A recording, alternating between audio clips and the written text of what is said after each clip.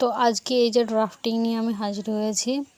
অনেকের মনে প্রশ্ন যে কিভাবে কাটিং করব, কতটা কাপড় লাগবে, কিভাবে আমরা মেজারমেন্ট করব, সেটা সব কিছু আমি বলে দিচ্ছি এখানে।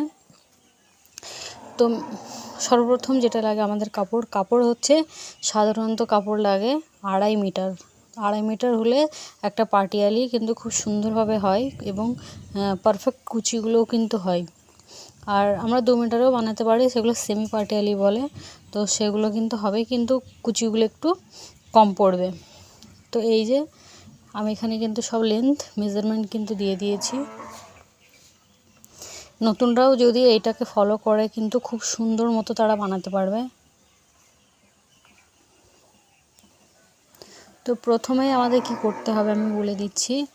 এই যে দেখতে পাচ্ছেন, এটা হচ্ছে আমাদের কাপড়।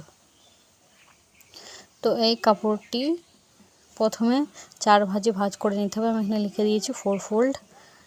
এবং তারপরেই এই যে আমি এখানে প্রথমে আমি লম্বার মাপ নিয়েছি এবং মুহুরি এটা নিয়েছি। তারপরে এখান থেকে আমি নিয়েছি এটা 19 ইঞ্চ, আর এখান থেকে এইটা তিরছা করে আমরা দাগ করে নিয়েছি। আর এই যে কাপড়টি এইটি কিন্তু এখানে ছিল, ঠিক আছে? যখন আমি কাপড়টিকে কেটেছি এখানে ছিল। তো এইটা যেটা আছে এইটাকে কিন্তু এখানে উল্টিয়ে এভাবে রাখতে হবে। আর এই যে মেজারমেন্টটা এখানে নিতে হবে, এটা কিন্তু 8 ইঞ্চ নিতে হবে, তাহলেই কিন্তু আমাদের কাটিং হয়ে যাবে।